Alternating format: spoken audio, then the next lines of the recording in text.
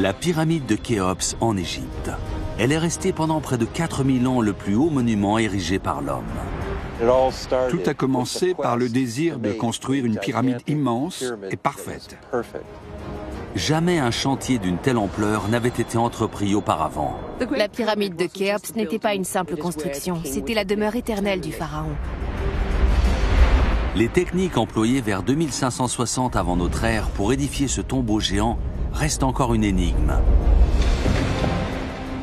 Mais aujourd'hui, une équipe d'archéologues espère élucider le mystère grâce à de nouvelles découvertes. Le journal de l'un des bâtisseurs en passe d'être déchiffré. Il apporte un nouveau regard sur la construction de la pyramide. Et sur les restes d'une mystérieuse embarcation enfouie sous le monument. Ce sont des fouilles exceptionnelles, non seulement pour l'Égypte, mais pour le monde entier. Armés de ces nouveaux indices, les archéologues vont tenter une expérience révolutionnaire. Il y a de l'eau à l'intérieur. Leur objectif, dévoiler les secrets des bâtisseurs égyptiens. C'est coincé. Et raconter l'histoire des hommes qui ont consacré leur vie jusqu'au sacrifice à construire l'un des plus grands monuments de tous les temps.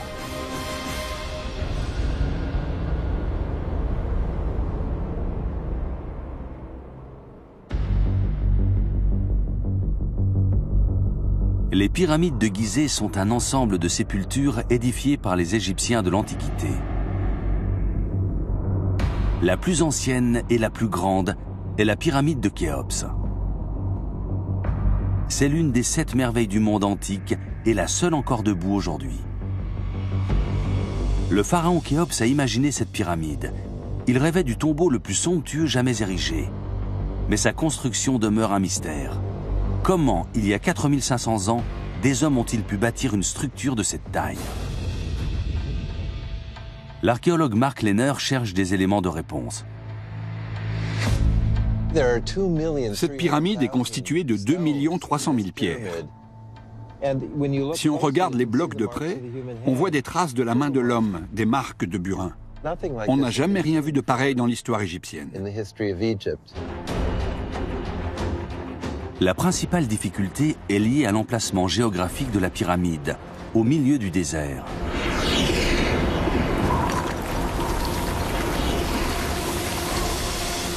Les Égyptiens ont dû transformer ce plateau sableux qui bordait le Nil pour construire ce monument démesuré. La base de la pyramide forme un carré de 230 mètres de côté, soit une superficie de 53 000 mètres carrés. Lors de sa création, le nombre de pierres utilisées aurait permis de construire un muret de 50 cm autour de la Terre. Sa hauteur initiale était de 146 mètres. Elle est restée le plus haut monument au monde jusqu'en 1310.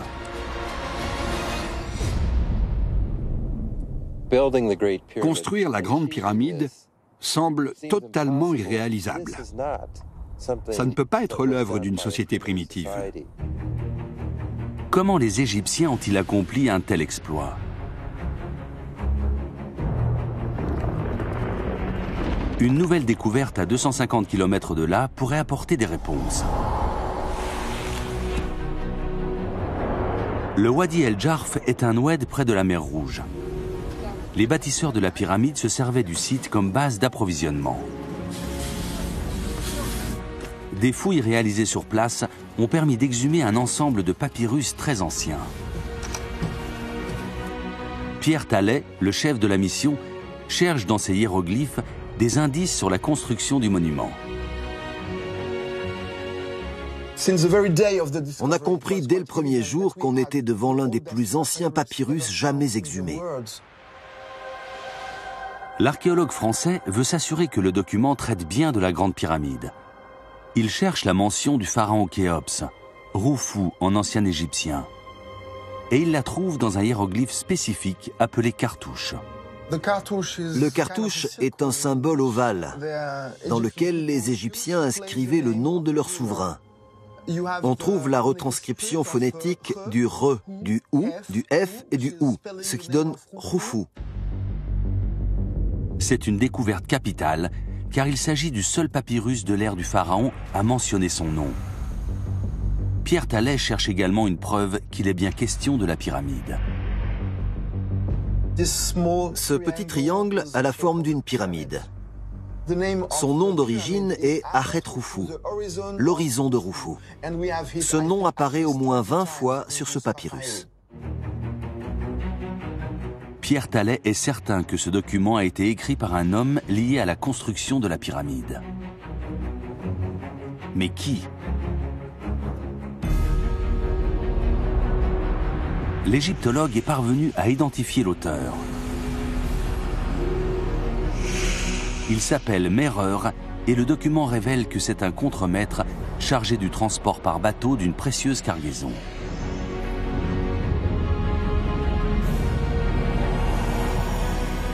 Son équipe de 40 ouvriers doit transporter plusieurs milliers de tonnes de pierres sur le Nil.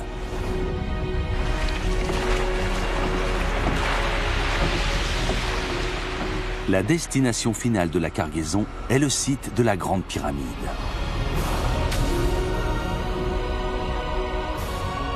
Cette découverte démontre le rôle central du Nil et des bateaux dans la construction du monument.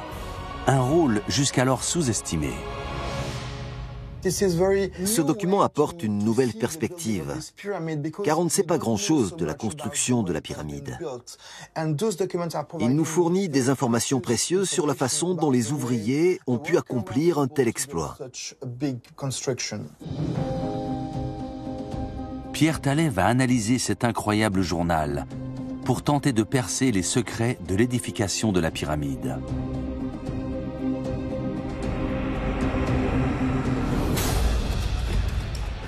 Au Caire, un autre archéologue va tenter une expérience jamais réalisée. On se pose beaucoup de questions sur les bateaux qui transportaient des pierres sur le Nil. Je suis très impatient. Mohamed Abdelmagouid pense que le meilleur moyen de savoir comment les pierres étaient transportées entre la carrière et le chantier est de reconstituer chaque étape du voyage.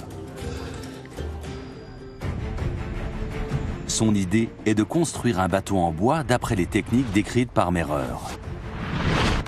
Une pierre extraite de la même carrière qu'à l'époque sera ensuite acheminée à la voile sur le Nil avant d'être hissée jusqu'au pied de la pyramide. Merer nous a donné beaucoup d'informations.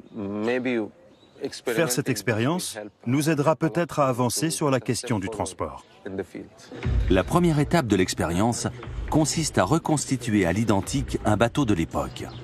Le papyrus indique qu'il est assez solide pour transporter d'énormes blocs de pierre. Mais il faut à l'archéologue davantage de précision sur les matériaux utilisés et la conception du bateau. Il espère trouver ces informations à Saqqara, à 20 km des pyramides de Gizeh.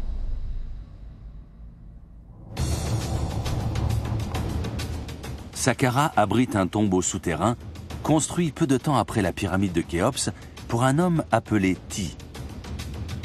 C'est la sépulture la plus grande et la plus décorée de la région, dédiée à un individu autre qu'un roi. Ti devait être une personnalité très importante. Voici la statue de Ti. C'était un haut dignitaire.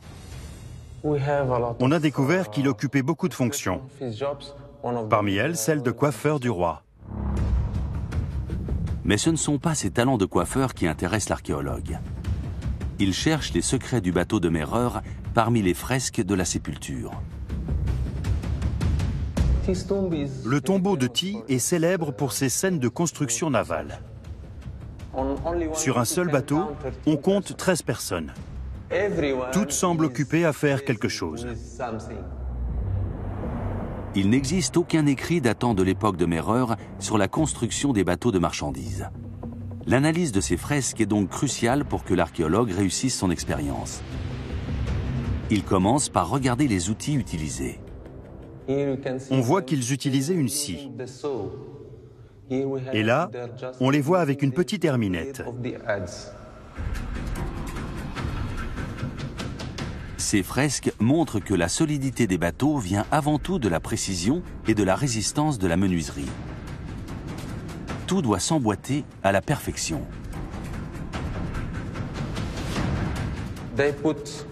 Ils posaient les planches et les enfonçaient dans la coque. pour en faire un seul bloc. On voit qu'entre les deux planches, il y a un tenon. Il devait utiliser un marteau pour l'encastrer. Ces fresques anciennes ont beaucoup à nous apprendre. Grâce à elles, l'archéologue sait à quoi ressemblent précisément les embarcations.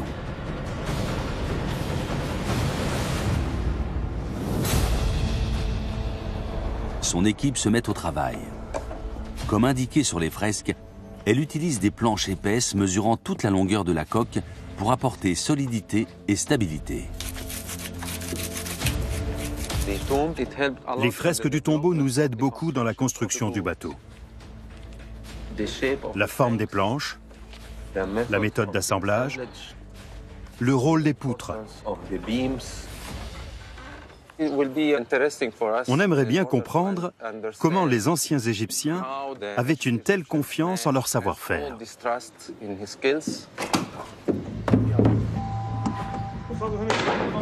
La réplique du bateau d'origine transportera un bloc de pierre de taille moyenne, d'environ 2,5 tonnes. Pour supporter une telle charge, l'embarcation devra être extrêmement solide.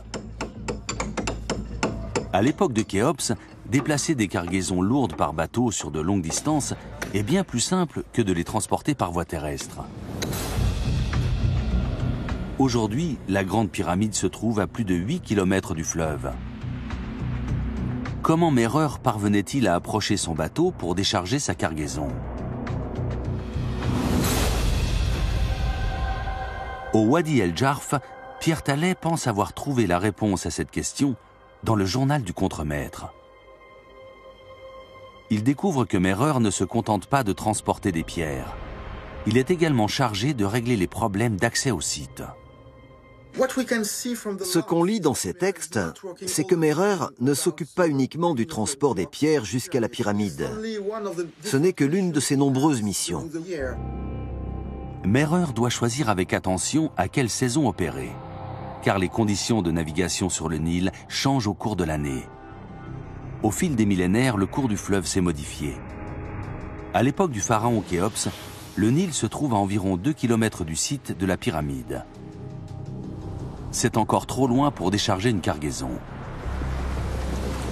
Mais chaque été, les pluies font monter le niveau du fleuve. Il s'élargit et n'est plus qu'à 500 mètres du site. Il n'est cependant pas assez profond pour permettre à un bateau lourdement chargé de naviguer. Merer doit donc exploiter les crues du Nil pour s'approcher le plus près possible de la pyramide. Son papyrus indique qu'il missionne des hommes dans cet unique objectif. La première partie du document évoque des voyages très courts, simplement pour déposer des hommes dans la région de Gizeh. Ces voyages semblent avoir lieu en juillet ou en août, au début de la saison des crues. Merer veut mettre ses hommes en place pour qu'ils puissent remplir une mission essentielle à la construction de la pyramide.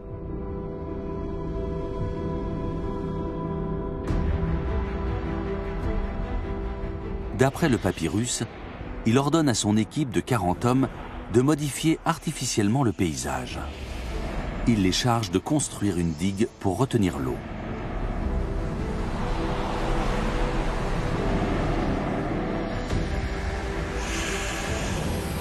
Merer décrit ensuite comment le trop-plein sera évacué grâce à un système de vannes.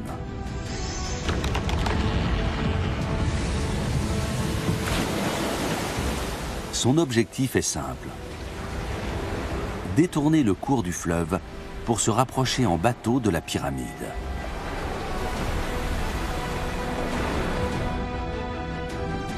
D'après son analyse des hiéroglyphes, Pierre Tallet pense qu'un canal artificiel servait à contenir toute cette eau détournée. Dans ce cas, il doit avoir laissé des traces de son existence. Sur le plateau de Gizeh, Mark Lehner et son équipe essaient de retracer le cours du mystérieux canal. Ici, on essaie de trouver la plaine inondable de l'époque. Pour localiser ce canal, Mark Lehner doit déterminer quelle zone était inondée uniquement par intermittence et quelle zone se trouvait sous l'eau la majeure partie de l'année? La réponse se trouve dans le limon. La différence ne pourrait pas être plus claire. Ici, on a du sable, probablement déposé par le vent, et ici, le passage du Nil a déposé une couche épaisse de limon. C'est un schéma classique. Le sable du désert, le limon du Nil. Le limon est la preuve que cette zone était une plaine inondable et non un canal. Mais l'archéologue ne se décourage pas, car ce limon a été déposé encore longtemps après la construction de la pyramide. Ces couches supérieures de limon datent des époques grecques et romaines. On le sait grâce à des analyses, mais aussi grâce à certaines poteries. Il reste encore quelques poteries grecques ou romaines tardives cachées dans ces couches de limon. Mark Lehner doit trouver du limon déposé pendant le règne du pharaon Khéops. Il étudie des échantillons prélevés dans des couches beaucoup plus profondes. Sur plusieurs mètres, la foreuse n'a remonté que du sable sec. Et tout à coup, elle a heurté du limon épais et très dense. Le contraste est saisissant. Ces mètres d'argile concentrée sont la preuve qu'il devait y avoir une voie d'eau à cet endroit. Donc, on sait que l'eau du Nil est passée par là et qu'elle a rempli un ancien canal d'argile et de limon. On a ainsi délimité le bassin du canal, qui était sans doute la principale zone de livraison du plateau de Gizeh.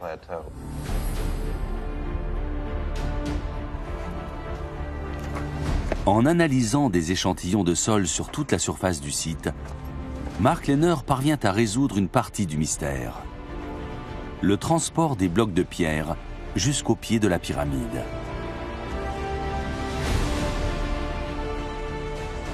Vers 2560 avant notre ère, les ingénieurs égyptiens transforment radicalement le paysage. Ils construisent tout un réseau de canaux qui relient de vastes ports.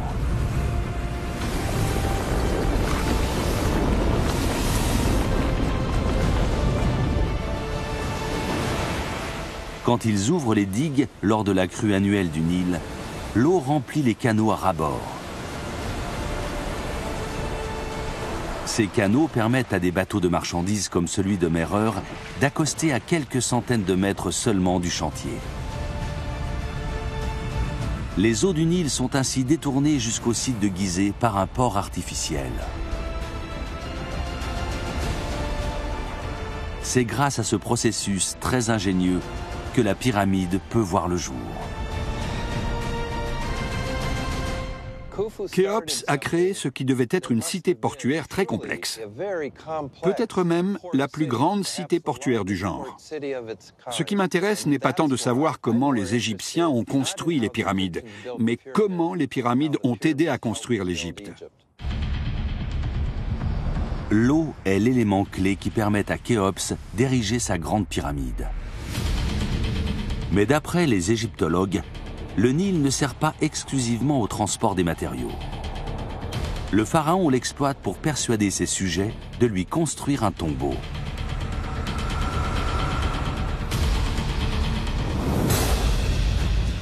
Sur une île au milieu du fleuve, l'égyptologue Salima Ikram enquête sur le lien entre le Nil et le pouvoir pharaonique. Elle pense que le fleuve est la clé de l'autorité du roi. Il expliquerait pourquoi des hommes comme Merer sont prêts à sacrifier leur vie pour cette pyramide. Le Nil était au centre de la civilisation égyptienne. Sans lui, l'Égypte n'aurait pas existé. Les inondations sont essentielles à l'irrigation des terres. Alors, pour mesurer la montée des eaux, les Égyptiens construisent des nilomètres. L'eau entrait par en bas et montait au fur et à mesure des inondations. Tous ces traits servaient à mesurer la hauteur. Quand l'eau monte à mi-hauteur du nilomètre, les Égyptiens savent que la récolte sera bonne. À cette hauteur environ, le niveau de l'eau était idéal. Trop bas, la population serait morte de faim. Trop haut, elle aurait été emportée et il n'y aurait eu aucun survivant. La crue annuelle du Nil n'est alors pas considéré comme un phénomène naturel, mais comme la volonté des dieux. Ce qui donne à Khéops en tant que pharaon divin le pouvoir absolu. Pour les anciens Égyptiens, le roi incarnait la terre d'Égypte et par conséquent le Nil. Si la terre était fertile et bonne, cela voulait dire que le roi était fort et bon. Pour les Égyptiens, le pharaon contrôle les crues du fleuve. Le coup de maître de Khéops consiste à exploiter cette croyance populaire. Les ouvriers de sa grande pyramide se dévouent corps et âme à leur mission. Ils pensent que si le roi est satisfait, les terres seront irriguées et personne ne mourra de faim. Les fermiers travaillent aussi avec dévotion pour le pharaon et leurs impôts servent à financer son tombeau. D'après ce qu'on sait par l'intermédiaire des textes, les inondations étaient assez régulières, donc tout se passait bien. Le pays était riche, les terres étaient régulièrement inondées, le pharaon régnait en maître absolu et il collectait beaucoup d'argent grâce aux impôts. C'est grâce à la richesse accumulée par le roi que les pyramides de Gizeh ont pu être construites et les ouvriers rémunérés. Donc le système d'imposition était directement lié aux pyramides et à leur construction. Le pouvoir de Khéops sur ses ouvriers doit être absolu, car beaucoup de travaux sont pénibles et dangereux.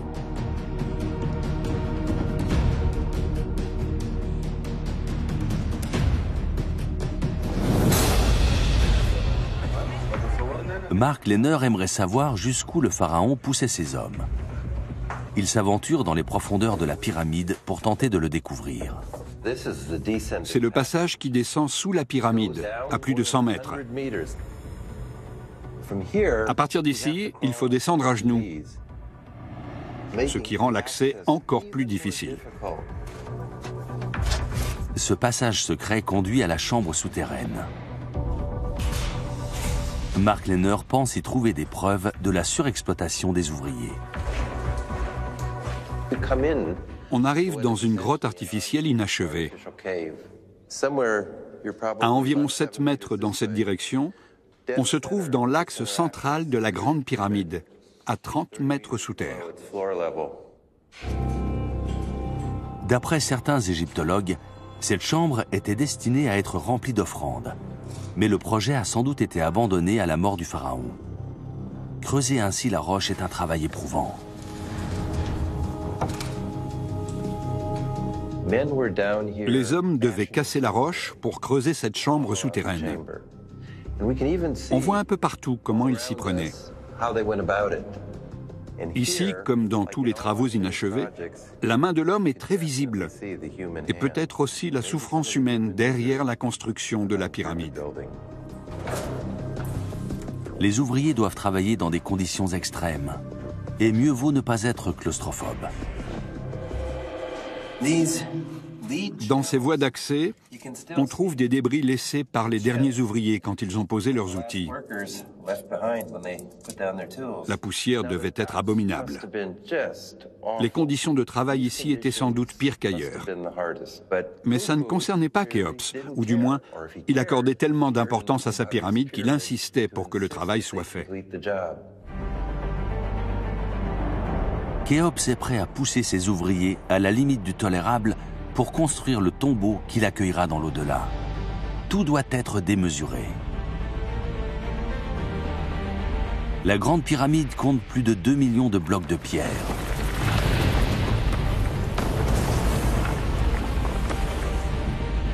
En dessous, à 30 mètres sous terre, la chambre souterraine est taillée dans le substrat rocheux. C'est l'une des 3 chambres du monument mises au jour. Dans la partie supérieure de la pyramide se trouve la chambre de la reine. Directement au-dessus, un couloir en pente appelé la Grande Galerie conduit au cœur du tombeau, jusqu'à la chambre du roi.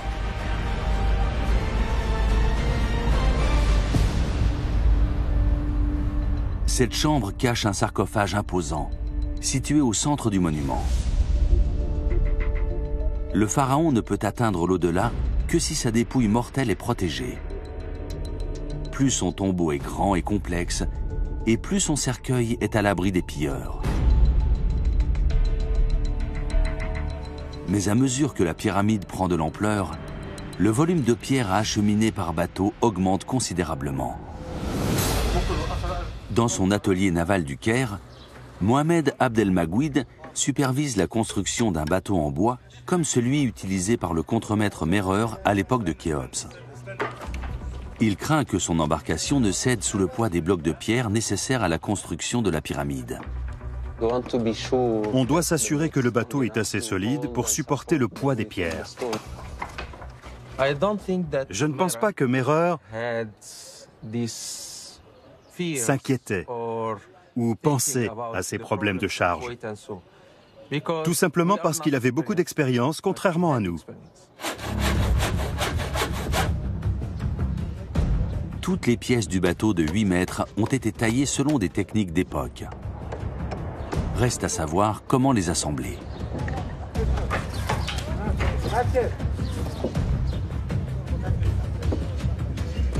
Une découverte récente pourrait fournir quelques informations. Elle a été faite au pied de la pyramide de Khéops. Ce sont des fouilles exceptionnelles, non seulement pour l'Égypte, mais pour le monde entier.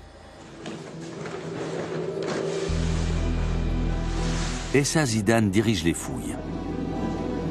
Son équipe est en train de remonter des pièces enfouies dans une fosse creusée dans la roche. C'est une trouvaille spectaculaire. Ces planches de bois sont celles d'un bateau en pièces détachées. Nos analyses ont daté ces planches de 2600 ans avant Jésus-Christ. Elles remontent à la même époque que la pyramide de Khéops. Donc, on sait que c'est l'un des bateaux du pharaon. J'étais très ému, car je suis le premier homme à avoir touché ce bois depuis plus de 4000 ans. Ce bateau en kit est une offrande au pharaon Khéops. Il est conçu pour être remonté dans l'au-delà. Mais par quelle méthode d'assemblage? Essa Zidane et son équipe n'ont retrouvé aucune tige en métal ou en bois. La seule solution est de tenter d'assembler le bateau.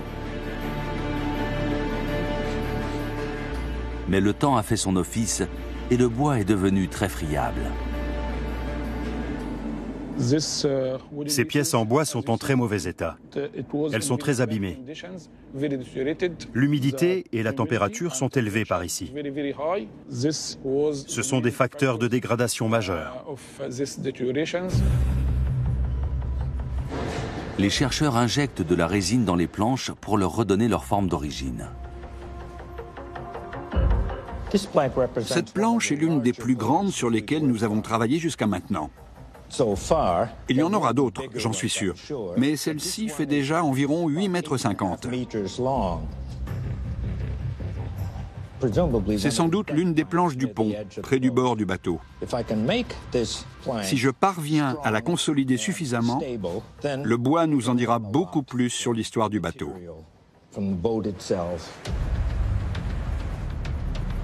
Les restaurateurs doivent reconstituer un puzzle géant, mais extrêmement fragile. Alors, pour le préserver, ils font appel à la technologie. Une fois la restauration des planches terminée, on réalise des images en 3D. On va ensuite tenter d'assembler le bateau par ordinateur pour avoir une idée de sa forme, plutôt que de risquer d'abîmer les pièces d'origine. Les images en 3D révèlent sur un certain nombre de planches la présence de trous parfaitement alignés. Ces pièces ne sont sans doute pas destinées à être clouées. Ces trous sont faits pour y passer des cordes. Les planches du bateau étaient cousues ensemble.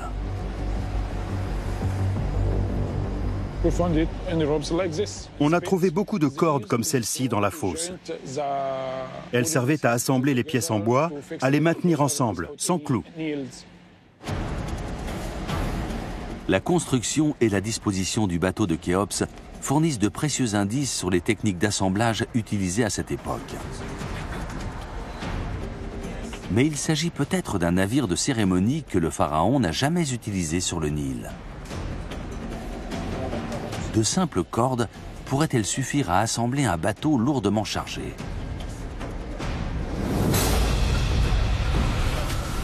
Au Wadi El Jarf, Pierre Tallet cherche des indices concernant la construction du bateau de Merer.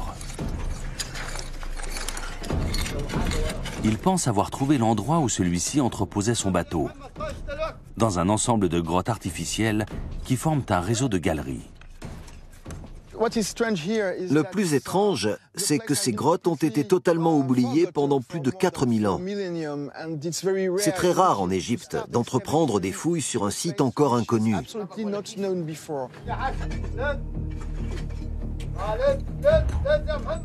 Pour l'instant, son équipe a découvert 31 galeries creusées en profondeur dans la colline.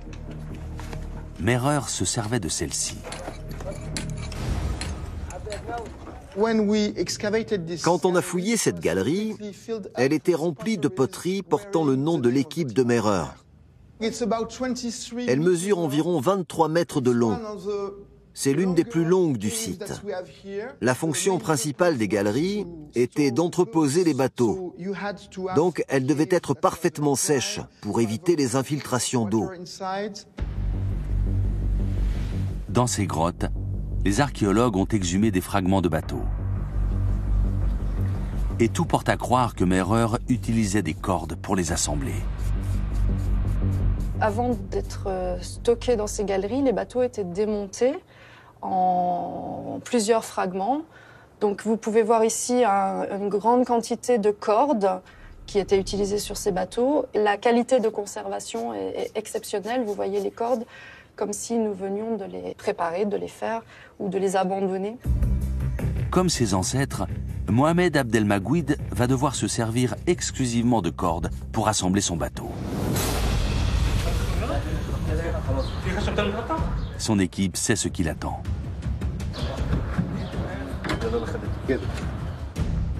Mais rien ne garantit la solidité de l'embarcation. On a environ 1000 trous à percer. Les cordes vont maintenir la coque et lui donner sa forme. Elles vont consolider le bateau.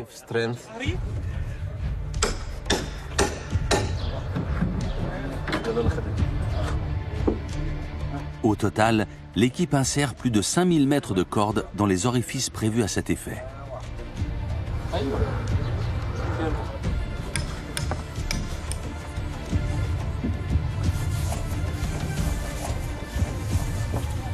Après des mois de conception et de construction, le bateau est enfin prêt.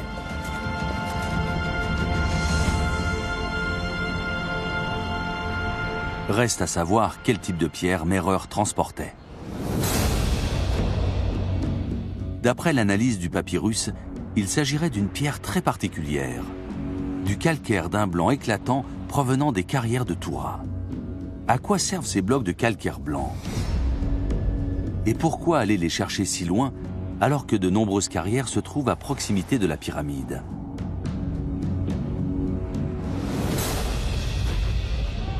Sur le site de Gizeh, Mark Lehner mène l'enquête. Voici un exemple de calcaire blanc, comme celui que Merer rapportait de Toura. C'est l'un des derniers blocs encore présents ici, au milieu de la face nord. Ces blocs de calcaire recouvraient l'extérieur de la pyramide. Ils étaient si serrés qu'on ne pouvait même pas glisser une lame entre eux. Quand la pyramide a été achevée, elle devait être d'un blanc aveuglant, au point de faire mal aux yeux. Aujourd'hui, la pyramide ne ressemble en rien au monument éclatant conçu par les bâtisseurs de Khéops. Malheureusement, sur les 920 mètres de pierre blanche à la base, il n'en reste que 50 mètres.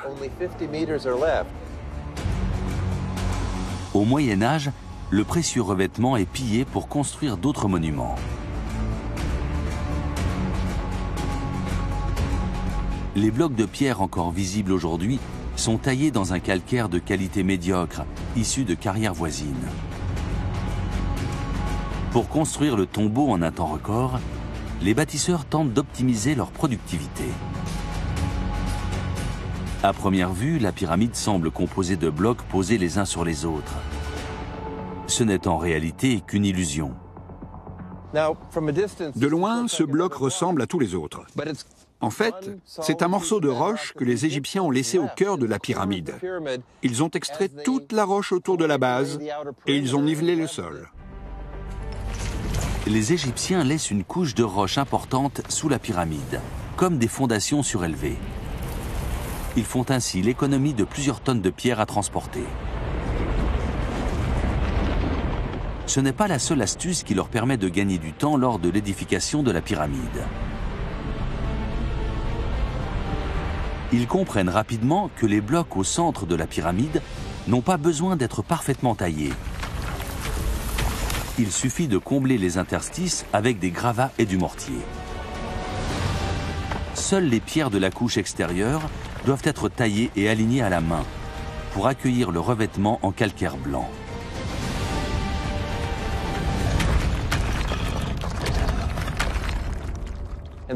Ces blocs très irréguliers sont accrochés à la pyramide et scellés dans de grandes quantités de mortier pour combler les trous. On voit très bien là où ils ont bâclé le travail. Ce qui ressemble à de la maçonnerie de mauvaise qualité est une économie calculée. Seul le calcaire de la façade donnera à la pyramide son apparence parfaite. Il faut aller le chercher très loin, dans les carrières de Toura.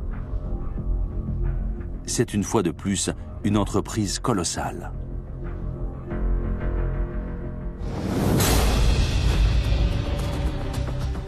Grâce aux indications fournies par Merer, l'égyptologue Adel Kelani va tenter d'extraire un bloc pour le transporter sur la réplique du bateau.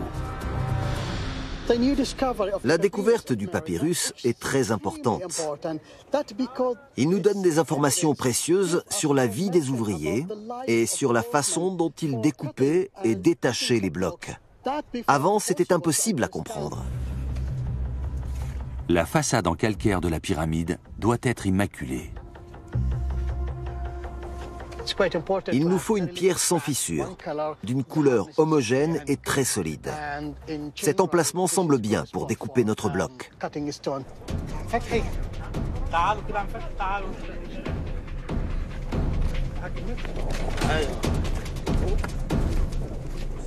Le calcaire de Toura est encore exploité aujourd'hui grâce à des techniques modernes. Mais l'équipe d'Adel Kelani s'en tient aux méthodes anciennes. Le bloc mesurera 1,5 mètre de long, près d'1 mètre de large et 1 mètre de haut. Il pèsera environ 2,5 tonnes. Voici un burin avec une extrémité pointue. C'était l'un des principaux outils utilisés par les Égyptiens. Le bruit des coups de marteau et du burin qui s'enfonce dans la pierre était comme une petite musique pour les ouvriers. Ça a rythmé leur travail. Merer devait être très habitué à ce bruit et à ces scènes d'activité dans une carrière.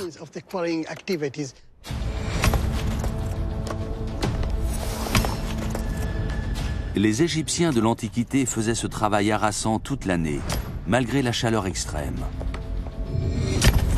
Tout retard dans la livraison des pierres aurait entraîné la suspension du chantier. Les ouvriers commencent par creuser des sillons profonds pour délimiter un bloc. Quand on regarde la taille des blocs dans les carrières, on trouve toujours plus ou moins les mêmes dimensions.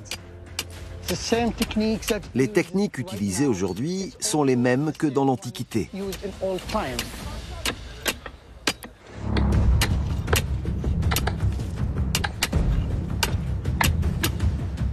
Plus les tranchées sont profondes et plus le fond est difficile à atteindre. Les ouvriers ont presque terminé la première partie de cette tranchée. Mais ils ont un problème. Les outils ne sont pas assez longs pour atteindre le fond. Ils ne peuvent pas aller plus loin et terminer la tranchée.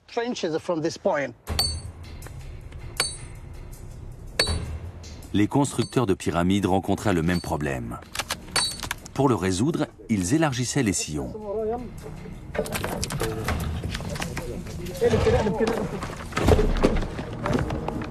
Cet espace suffit aux ouvriers pour passer la main et leurs outils. Ils peuvent continuer de creuser la tranchée.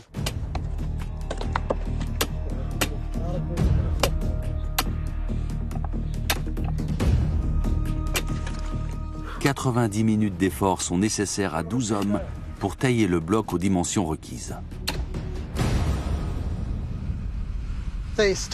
Le bloc est maintenant détaché de chaque côté, sauf en dessous, ce qui est l'étape la plus difficile.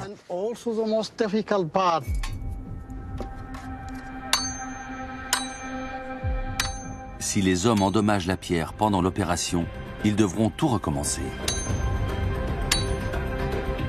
Alors ils utilisent des cales pour tenter de fissurer la pierre le long de la ligne de démarcation.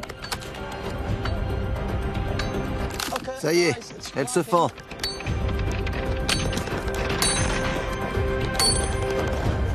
Ils ont réussi. Ils doivent maintenant soulever l'énorme bloc et le faire rouler jusqu'en bas.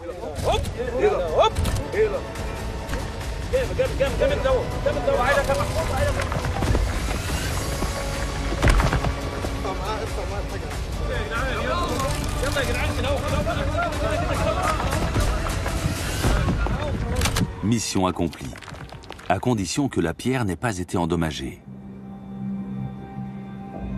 Merer n'aurait jamais accepté un bloc fendu. Merer devait contrôler de très près l'extraction du calcaire.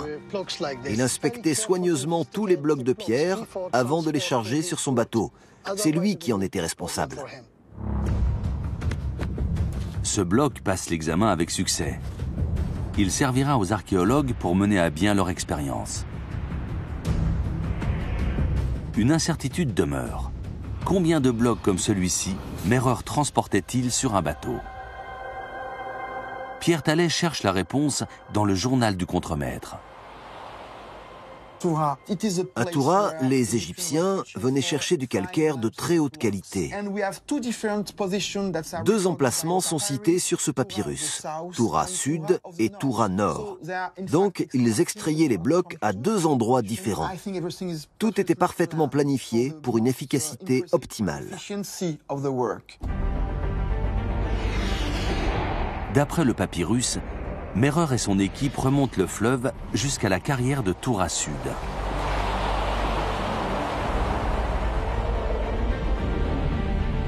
Ils passent ensuite 2 jours à charger les pierres sur les bateaux. Chacun peut supporter 30 blocs de 2,5 tonnes.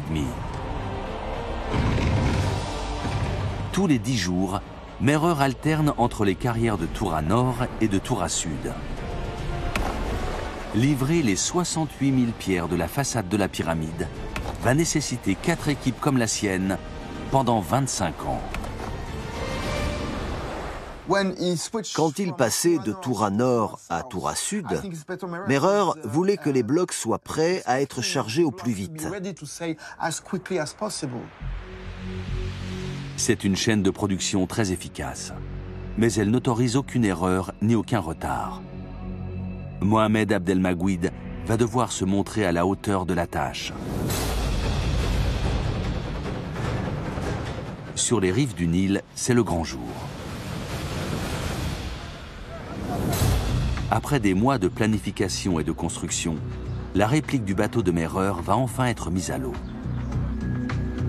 La première étape consiste à trouver un moyen de charger le bloc à bord. Merer devait s'inquiéter des opérations de chargement. C'est pour ça qu'il engageait des hommes expérimentés, pour calculer précisément où et comment charger les pierres.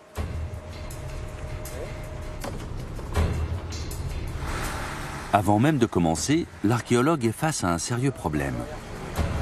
Son équipe a conçu le bateau pour supporter un bloc de dimension moyenne, soit une charge de 2,5 tonnes. Or, celui-ci pèse 1 tonne de plus.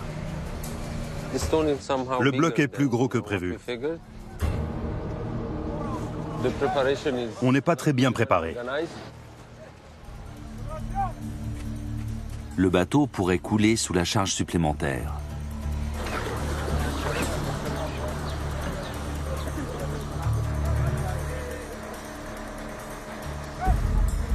Mais Mohamed Abdelmagouid décide de courir le risque. L'égyptologue française Claire Somaglino le rejoint pour cette opération cruciale. J'espère qu'il ne va pas chavirer. J'espère aussi.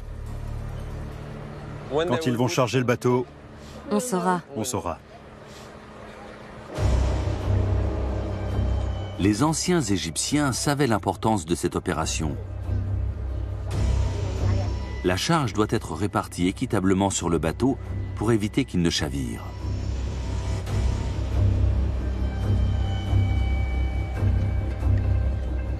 L'archéologue n'a plus qu'à espérer ne pas s'être trompé dans ses calculs. Ils doivent décaler le bloc légèrement vers la gauche pour plus de stabilité.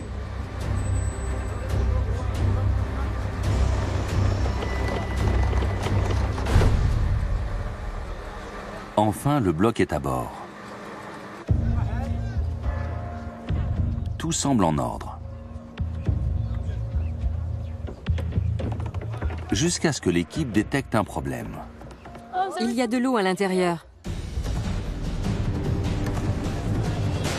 La partie supérieure de la coque se retrouve immergée sous le poids de la cargaison. Et malheureusement, elle n'est pas étanche. Les archéologues courent droit à la catastrophe. Ils doivent trouver une solution et vite.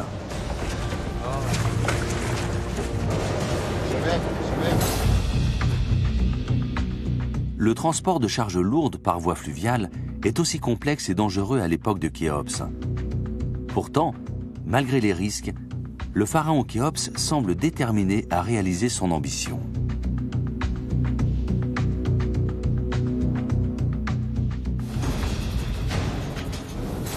L'égyptologue Salima Ikram se rend dans un ancien cimetière.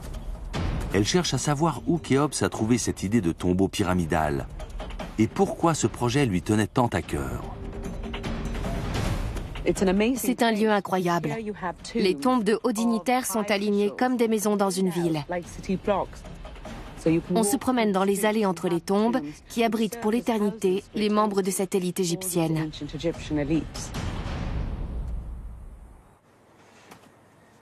Certaines tombes sont personnalisées en l'honneur de leur éminent occupant. Cette longue inscription à l'entrée de la tombe est une liste d'offrandes demandées par le défunt. Celui-ci aimait beaucoup le vin de toute évidence, car le mot vin est répété maintes et maintes fois. La bière un peu moins, mais aussi des canards et des oies, ainsi que différents types de pain et de la viande. Donc cette personne voulait être sûre d'être bien nourrie dans l'au-delà. Ces tombes sont appelées des mastabas et dissimulent des chambres mortuaires souterraines. Pendant environ 300 ans, les mastabas ont été les tombes classiques. On constate un changement à partir de l'an 2700 avant Jésus-Christ. À l'origine, le roi était enterré dans un grand mastaba jusqu'à ce que les Égyptiens décident de l'agrandir. Ils en ont posé un plus petit au-dessus et ont ajouté plusieurs marches. Les Égyptiens viennent de créer la toute première pyramide. C'est le complexe funéraire de Djéser. L'une des théories est que la pyramide représente la butte de la création, la première butte sur Terre. Le dieu du soleil s'est assis au sommet et il a créé le monde. Donc la pyramide est un symbole de création et de recréation dans l'au-delà, et la demeure éternelle du pharaon.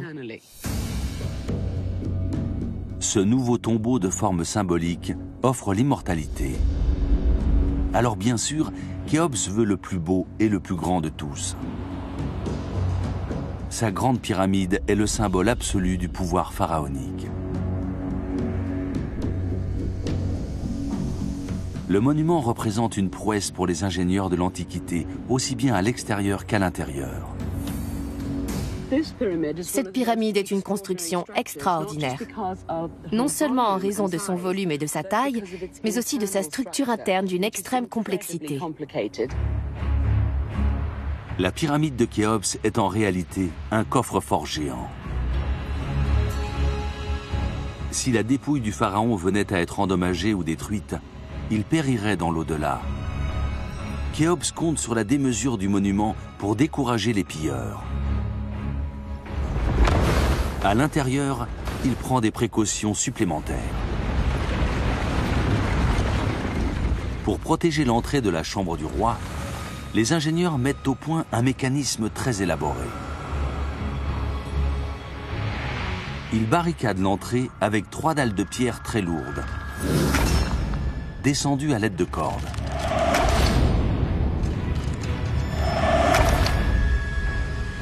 Ils font ensuite glisser des blocs de granit le long de la grande galerie pour bloquer le passage.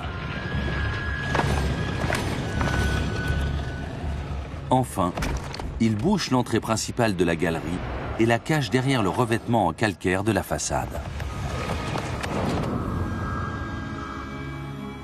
La Grande Pyramide n'était pas qu'un simple monument ou un simple tombeau.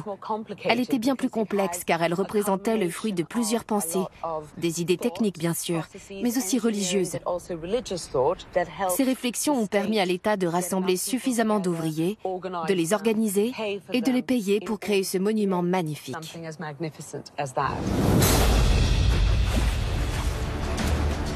Sur le Nil, Mohamed Abdelmagouid fait face aux mêmes difficultés que les Égyptiens pour exaucer le souhait de leur pharaon.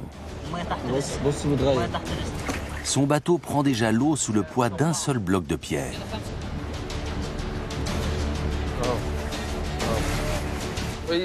L'eau continue de rentrer dans la coque. Elle va affecter la stabilité du bateau. L'eau ajoute du poids à un bateau déjà en surcharge.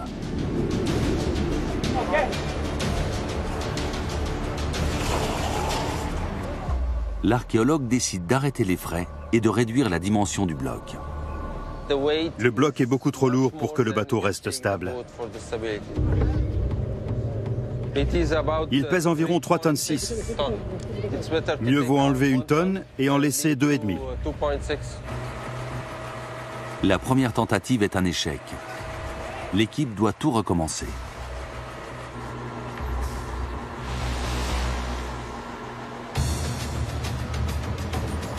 Le bateau de Merer devait être une merveille d'architecture navale pour supporter une charge totale de 70 tonnes. Parfois, j'aimerais voir en rêve comment il ferait. Parce que ce n'est pas facile de recommencer. En rêve, ce serait plus simple. Le seul moyen pour l'archéologue de percer le secret de Merer est d'avancer à tâtons au risque de se tromper. Même avec une pierre moins lourde, il n'est pas certain que son bateau résiste.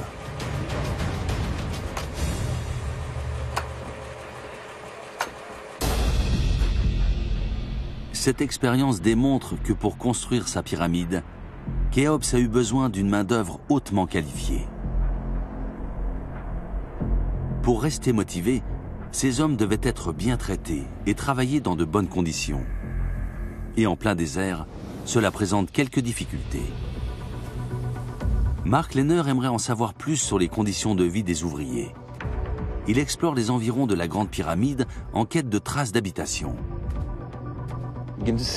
On voit une concentration de fragments de poterie. Il y a eu beaucoup de vent. Tout commence à être exposé. Le style de ces objets indique qu'ils datent de la construction de la pyramide de Khéops. On a répertorié des centaines de milliers de tessons de poterie, plus d'1 million au moins. C'est un peu comme un collectionneur de voitures. Il n'a besoin que d'une aile pour savoir s'il s'agit d'une Chevrolet 57. Il n'a pas besoin de voir toute la voiture. Ces grandes quantités de poterie prouvent que cette zone était autrefois un village important.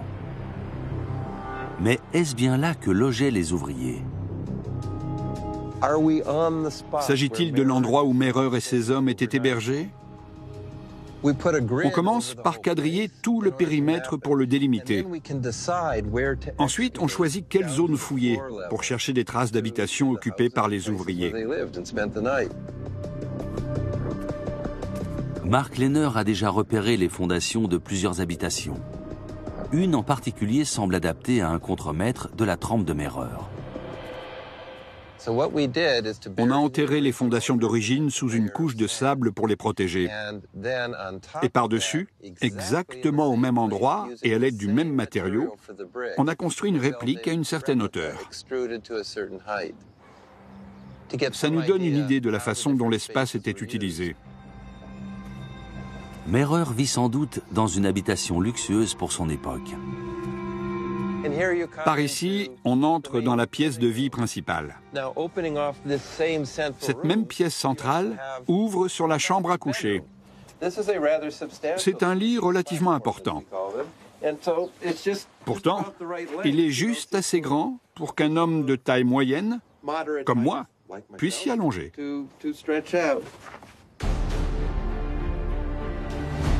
Ce type d'habitation est trop sophistiqué pour l'équipe de Mehrer. L'archéologue cherche où les ouvriers pouvaient bien résider.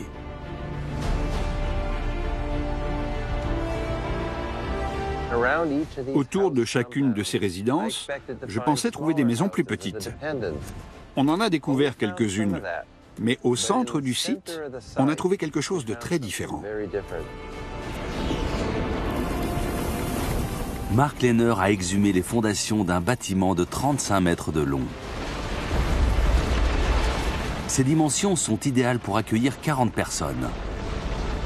Précisément le nombre d'ouvriers que Mehrer compte dans son équipe. Les murs épais supportent des arcades surplombées d'un toit plat. Ces dortoirs construits côte à côte permettent de loger un nombre important d'ouvriers. Ces quartiers semblent contemporains de l'époque de Khéops. Pour s'assurer que ces ouvriers sont bien traités, le pharaon leur a donc fait construire une grande cité ouvrière. Une telle densité de population était unique en Égypte. On n'a trouvé ça dans aucune autre ville ni aucun village de l'époque. Mais construire des habitations adaptées n'est pas suffisant pour motiver les ouvriers. Ces hommes travaillaient dur et ils avaient faim. Le pharaon doit trouver le moyen de nourrir des milliers d'ouvriers au milieu du désert.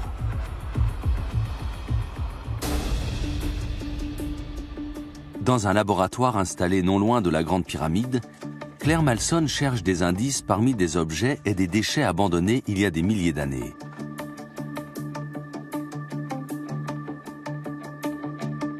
Il y a peut-être une cinquantaine d'objets dans chaque boîte, de minuscules fragments de détritus de la vie quotidienne. Ils en disent long sur ce que mangeaient les ouvriers du pharaon. Ces échantillons de cendres proviennent d'une maison de la cité.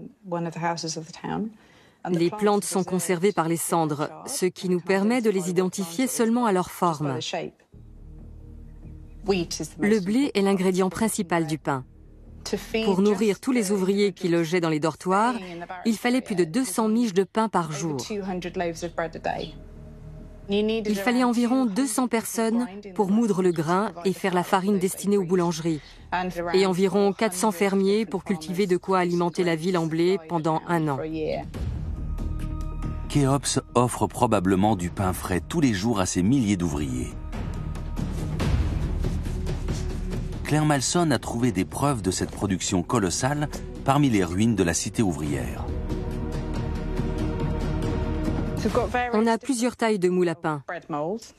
Celui-ci pèse environ 7 kilos. Vous imaginez facilement que rempli de pain, il devait être très lourd. On en a des centaines de milliers de fragments de moules. Tout semble indiquer que Mehrer et ses hommes ne sont pas négligés par le souverain. De bonnes conditions de vie sont essentielles à la réussite de son entreprise. Pour mieux contrôler sa force de travail, le pharaon décide également de la scinder en plusieurs groupes distincts, dotés chacun d'une identité et d'une mission.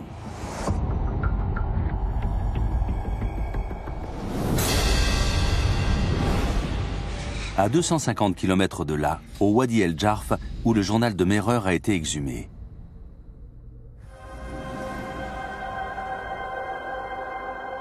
L'égyptologue Pierre Tallet continue de déchiffrer l'étonnant papyrus. C'est une source inédite sur la construction de la pyramide de Khéops. Pierre Talley cherche des informations sur l'organisation de la force de travail. Il a déjà trouvé quelques détails au sujet de l'équipe dirigée par Mehrer. On sait que Mehrer est à la tête d'un petit groupe d'environ 40 personnes, qui fait partie d'une plus grande équipe. L'organisation du travail décrite ici est la même que sur le chantier de la Grande Pyramide. À l'époque de Mehrer, le responsable des opérations est un certain Ankaf.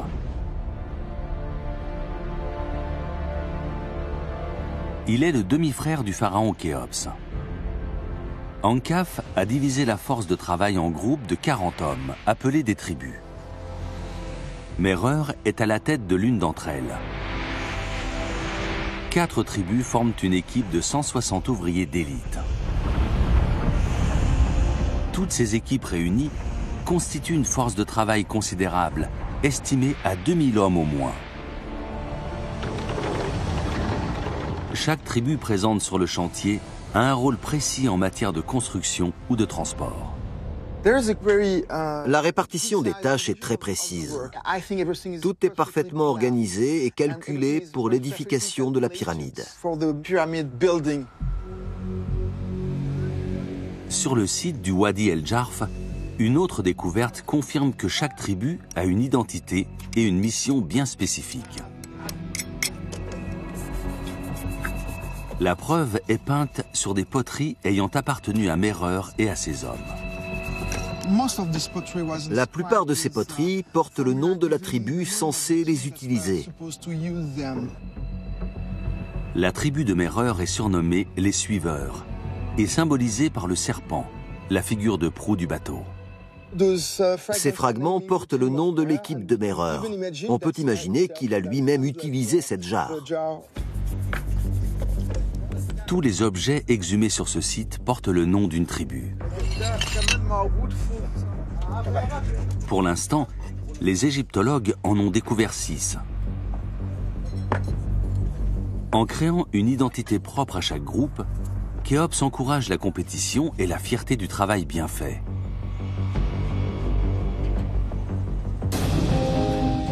Les contremaîtres comme Mehrer se sentent investis d'une mission.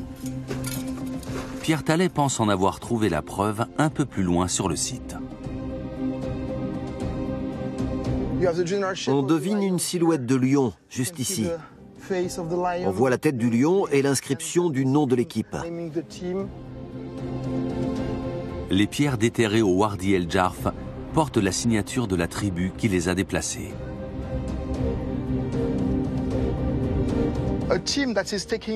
L'équipe chargée d'un bloc de pierre a son nom inscrit à l'encre rouge.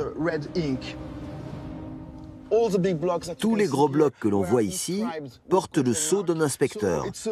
C'est une façon de vérifier la qualité du travail.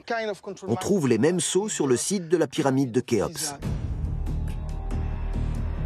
Structurer ainsi la force de travail permet un contrôle étroit des équipes pour s'assurer du bon déroulement des opérations.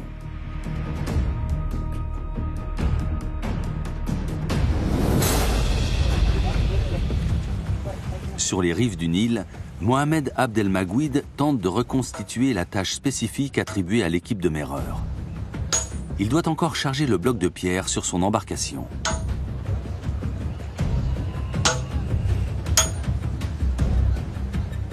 Une première tentative avec un bloc plus gros a bien failli entraîner son bateau par le fond.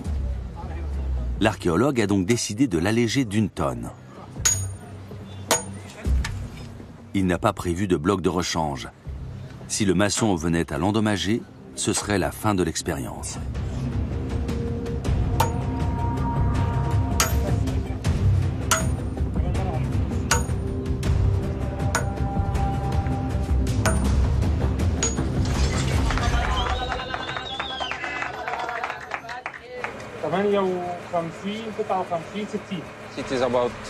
Il fait 2,6 tonnes maintenant. On va tenter à nouveau de le charger sur le bateau pour tester sa stabilité.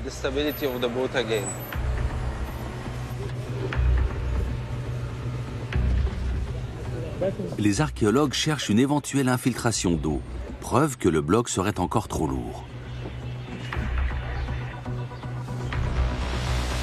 On ne voit pas la même quantité d'eau que la première fois. Ça m'a l'air bien. Le bateau semble tenir le choc. Mais avant d'embarquer, l'équipe doit ajouter un dernier détail.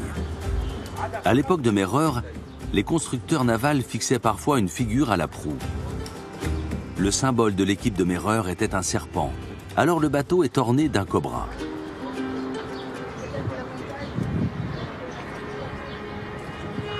Le bateau est prêt à naviguer, enfin presque, car il manque deux informations cruciales. La durée du voyage et la technique de navigation employée. Pierre Tallet cherche ces informations dans le livre de bord de Merer.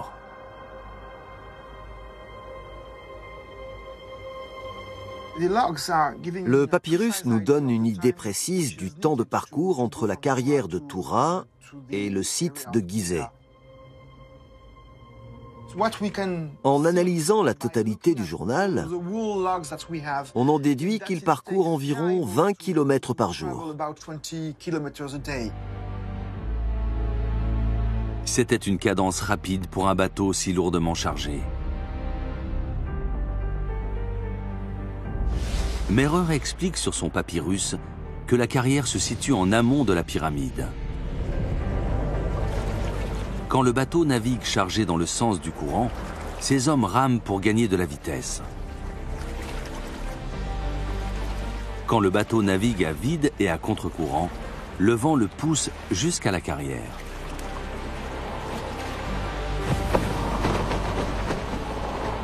Cette stratégie permet à Merer de transporter 200 blocs de pierre par mois. Mais le vent n'est pas toujours de son côté. Parfois, il y a des imprévus.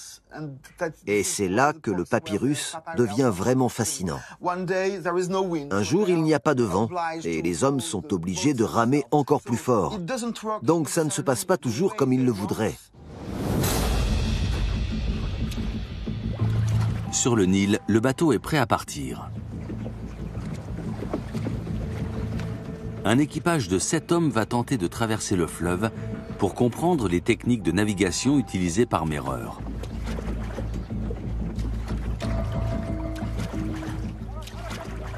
Mais en 4500 ans, le cours du Nil a changé, tout comme le paysage. Alors à l'époque de Merer, bien sûr, le paysage ici était très différent.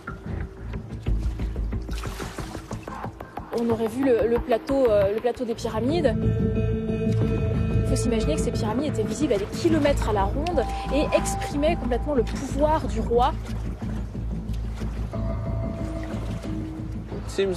J'ai l'impression qu'ils ont du mal à ramer. L'équipage peine à manœuvrer et à maintenir la stabilité du bateau.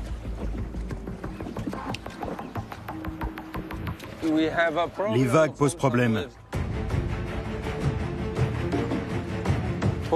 Le bateau penche franchement à bâbord. Le balancement du bateau a fait glisser le bloc de pierre. Le bloc s'est légèrement déplacé à bâbord. C'est pour ça que le bateau penche. Ce n'est pas du tout idéal. Si le bloc continue de glisser, le bateau risque de chavirer. Il faut immédiatement rétablir l'équilibre.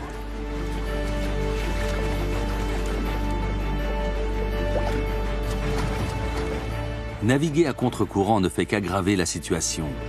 Alors tout comme les hommes de Merer, l'équipage décide de ramer dans le sens du courant.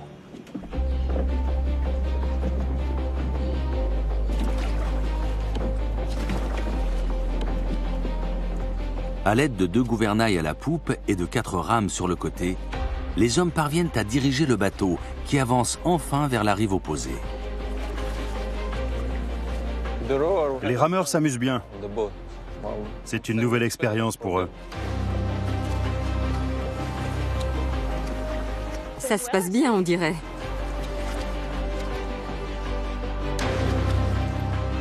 4500 ans après Merer, Mohamed Abdelmagouid vient de reconstituer la première partie du voyage d'un bloc de pierre sur le Nil. Il a appris que dans la mesure du possible, les Égyptiens évitaient de lutter contre le fleuve. Au contraire, ils exploitaient la force de son courant pour transporter leurs charges lourdes avec une efficacité stupéfiante. Je pense que Merer était fier d'accomplir son travail. Il faisait quelque chose pour le roi, ce qui était très important pour les Égyptiens.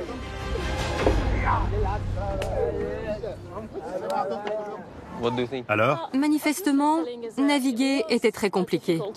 ce n'était pas un travail facile, il faut l'avouer. Le travail de l'archéologue est désormais terminé. Mais l'étape la plus difficile de l'expérience reste à venir. Le transport du bloc de pierre du bateau à la pyramide, à la seule force des bras.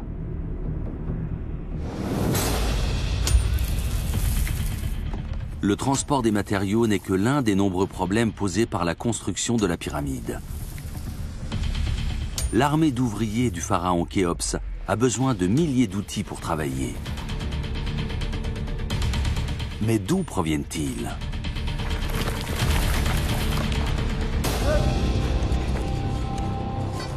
Pierre Tallet poursuit ses recherches dans l'ancienne base d'approvisionnement du chantier. Les ouvriers viennent de trouver un outil qui semble très bien conservé dans l'une des galeries. Je ne l'ai pas encore vu. Il est à peine sorti du sable.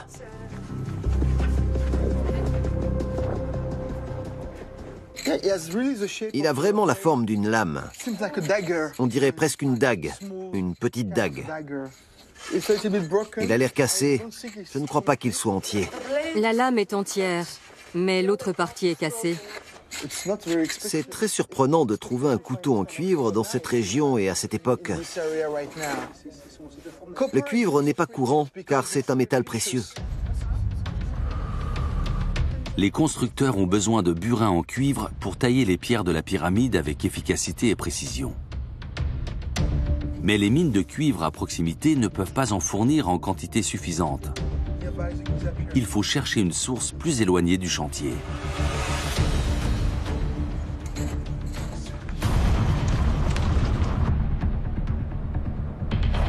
Pierre Tallet pense l'avoir trouvé.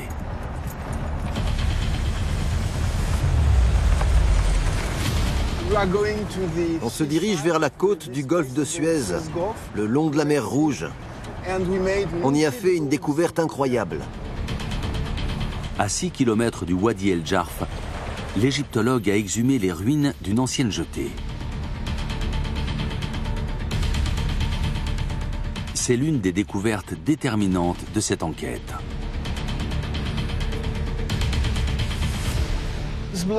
Ces rochers font partie de la jetée. Elle a été très bien construite, car elle était assez solide pour résister au moins 4000 ans. On peut même distinguer la partie immergée de la jetée si on regarde bien la mer.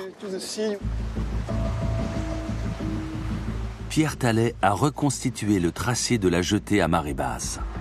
Elle s'étend jusqu'à 200 mètres au large et forme un L. Au fond de l'eau, on a également trouvé 25 ancres abandonnées. C'est le plus ancien port artificiel au monde découvert à ce jour. Ce port est assez grand pour accueillir une flotte importante de bateaux de marchandises destinés à traverser la mer Rouge.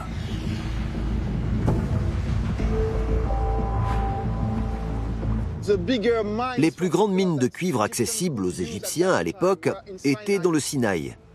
Ce port était sans doute réservé à l'importation de cuivre pour fabriquer les outils des ouvriers. Le papyrus confirme cette hypothèse. D'après ces hiéroglyphes, l'importation de cuivre n'est que la partie visible de l'iceberg. Un réseau de transport sophistiqué est indispensable pour acheminer les marchandises et les matériaux jusqu'à la pyramide. Ce projet s'étend bien au-delà des frontières de l'Égypte et il va transformer le pays à jamais. La nourriture des ouvriers est cultivée dans le delta du Nil. Le bois de la construction navale vient du Liban à 600 km au nord. Le calcaire utilisé pour la façade de la pyramide est extrait à Toura et le granit de ses chambres funéraires à Assouan, très loin au sud. Cela nous donne une idée du rôle de l'État à cette époque. Il investissait beaucoup dans l'approvisionnement en matériaux bruts pour les ouvriers. Tout le pays était mobilisé pour la construction de la pyramide de Khéops. Cette nouvelle infrastructure va permettre à l'Égypte de s'ouvrir au monde comme jamais auparavant. La destination finale de tous ces matériaux est le port fluvial construit au pied de la pyramide. À Gizeh, Mark Lehner se rend sur le site de l'ancien port. Il cherche l'endroit précis où Merer accoste avec ses cargaisons de pierres. C'était un port très animé et très fréquenté. C'est par ce réseau de transport fluvial qu'arrivaient de toute l'Égypte les hommes, le cèdre du Liban, le cuivre du Sinaï ou le gypse du Fayoum. Une section du port doit être réservée au déchargement des marchandises les plus lourdes. L'endroit le plus accessible du plateau de Gizeh pour décharger les pierres et les monter jusqu'au pied de la pyramide devait être la zone qui se trouve juste devant le Sphinx. Il y a une rampe naturelle. D'ailleurs, la route actuelle qui relie le Sphinx à la pyramide suit cette inclinaison. Si l'égyptologue a raison, cela signifie que les ouvriers de la pyramide devaient porter des pierres de plusieurs tonnes sur une distance de 500 mètres dans le sens de la montée. Pour en avoir le cœur net, Adel Kelani va reconstituer cette étape du voyage. Les hommes se préparent à poser la pierre sur le traîneau. Il est en acacia, un bois très solide, souvent utilisé dans l'Antiquité car il y en avait partout dans la vallée du Nil. Ils s'assurent que le traîneau est assez solide et les cordes bien serrées.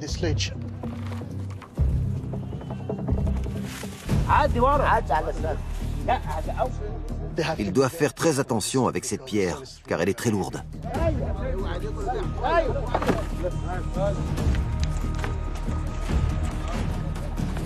Le chemin est également débarrassé de tout ce qui pourrait gêner le passage du traîneau. 40 hommes sont réquisitionnés pour tirer le bloc le long de la pente.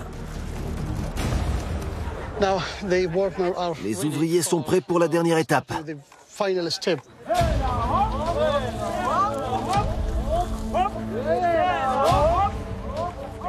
C'est vraiment très lourd. Il est coincé.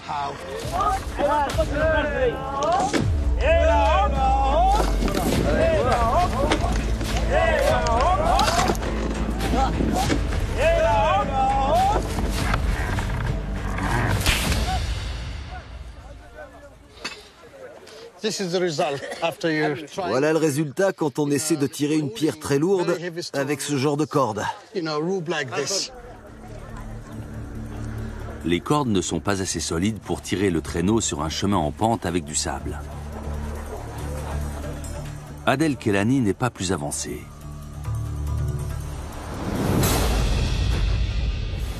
Le journal de Merer contient peut-être la clé de cette énigme. Pierre Tallet continue de le déchiffrer dans l'espoir d'y trouver des indices. Ici, on a le mot setcha, qui signifie porter. Et là, on a le mot pierre, qui apparaît également ici. Porter des pierres. À ce stade du récit, le pauvre Merer doit faire quelque chose qui ne fait pas partie de son travail. Le demi-frère du roi lui dit de monter des pierres avant de l'autoriser à poursuivre sa mission à Toura. Pierre Tallet poursuit ses recherches parmi les ruines du Wadi El Jarf.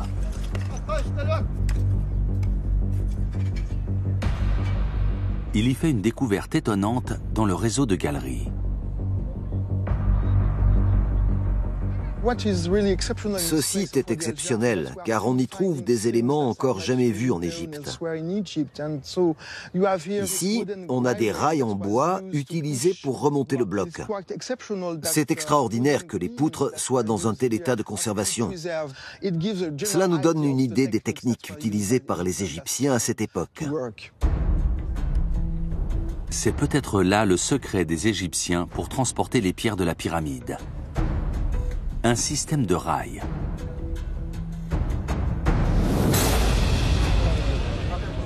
Informé de cette nouvelle découverte, Adel Kelani fait poser des rails en bois sur le site de Gizeh. Ça va être une expérience très intéressante.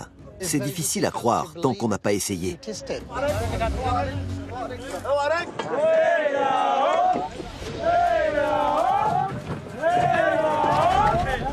Pour faire rouler le traîneau sur les rails, l'égyptologue décide d'utiliser des rondins. On a la preuve qu'ils utilisaient des rondins. On en a retrouvé quelques-uns dans les carrières de Toura.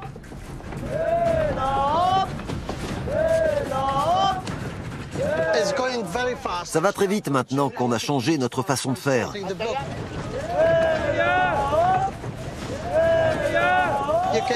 Les ouvriers s'encouragent. Ça veut dire qu'ils sont satisfaits de leur travail, car le traîneau avance vite. C'est tout à fait conforme aux techniques utilisées pendant l'Antiquité égyptienne.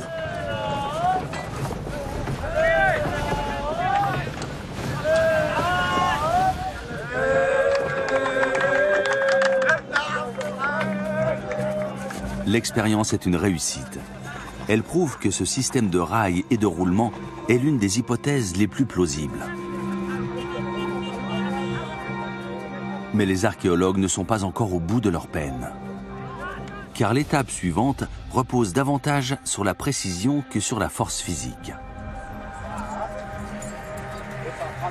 Adel Kelani doit tailler le bloc selon la même inclinaison que la pyramide de Khéops, 51,8 degrés. Les Égyptiens étaient très doués pour les mathématiques, notamment pour le calcul des angles utilisés sur leurs grands monuments. Les ingénieurs de la pyramide ont compris qu'ils n'avaient besoin que de deux mesures. Une mesure horizontale de 11 unités et une mesure verticale de 14 unités. En rejoignant les deux, ils obtenaient un angle de 51,8 degrés.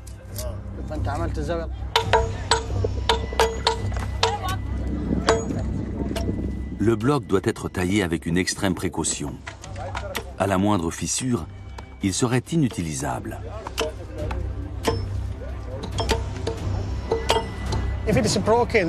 Casser un bloc devait être catastrophique pour Merer et son équipe. Extraire la pierre et la transporter demandait beaucoup de temps. S'il faisait un faux pas lors de la dernière ligne droite et endommageait le bloc, il ne pouvait plus rien en faire.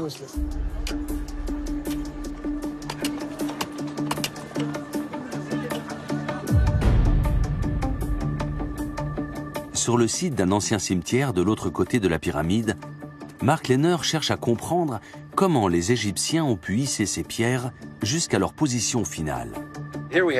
Ici, on a une rampe liée à la construction de cette tombe, de ce mastaba.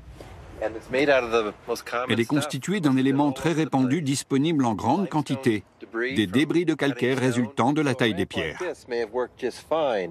Ce type de rampe était sans doute efficace pour monter des pierres sur un mastaba. Mais imaginez la rampe nécessaire pour monter les pierres sur la pyramide de Khéops. Une rampe comme celle-ci suffirait à monter le premier tiers de la pyramide, soit 70% du nombre de pierres totales.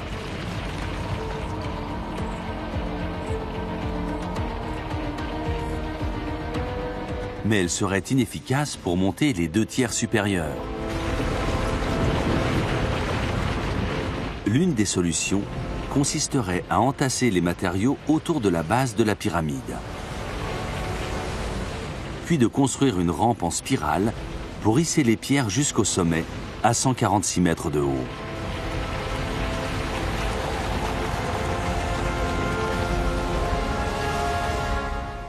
Les blocs de la façade sont de plus en plus petits à l'approche du sommet.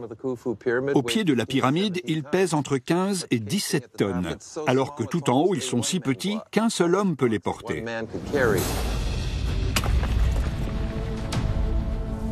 Au pied de la pyramide, Adel Kelani s'aperçoit que tailler un seul bloc de pierre est déjà une opération longue et éprouvante.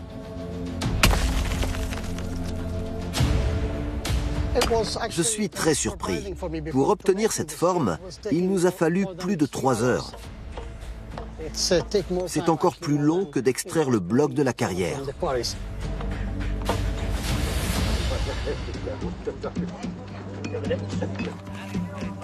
La toute dernière étape consiste à donner à la pierre son apparence parfaite.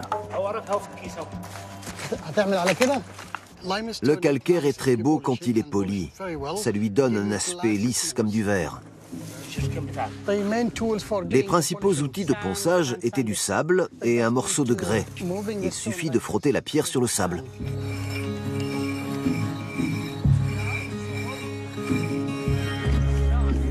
Ensuite, on enlève les grains de sable et on regarde à quoi ressemble la surface. On voit déjà qu'elle est très lisse.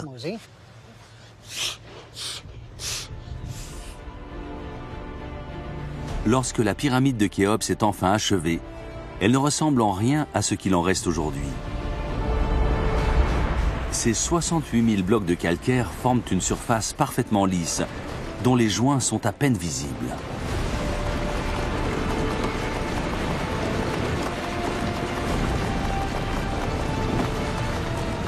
Les Égyptiens viennent d'ériger le monument le plus haut du monde antique.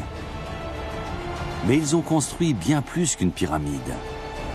Ils ont conçu un immense port artificiel pour importer les marchandises. Et ils ont créé une cité moderne pour accueillir une force de travail nombreuse et organisée. Le paysage est à jamais transformé, tout comme la société égyptienne. Ce projet a fait naître une nouvelle façon d'envisager l'avenir en Égypte. Tout a commencé par le désir de construire une pyramide immense et parfaite.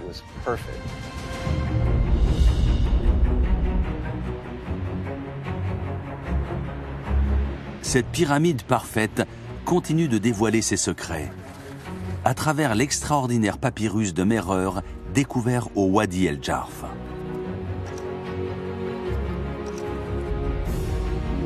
Ce contremaître était totalement oublié, mais il reprend vie grâce au papyrus que nous avons déchiffré. Beaucoup de découvertes fascinantes ont été faites ici, et j'espère pouvoir poursuivre ces recherches pendant de longues années encore. Les travaux de Pierre Tallet offrent aux archéologues comme Mark Lehner la possibilité de jeter un regard inédit sur la vie en Égypte au 3e millénaire avant notre ère. J'ai si souvent rêvé de voir les pyramides dans toute leur splendeur, telles qu'elles étaient une fois terminées. Le papyrus de Merer me rapproche un peu de ce rêve. En établissant un lien entre la pyramide, le port et la cité ouvrière, les archéologues ont révélé toute l'intelligence de la création des Égyptiens. Une fois tous ces systèmes et ces infrastructures en place, ils ne pouvaient plus faire machine arrière. Ces évolutions sont devenues plus importantes que la pyramide elle-même. Elles devaient servir de moteur à la civilisation égyptienne pendant 2 ou 3 millénaires.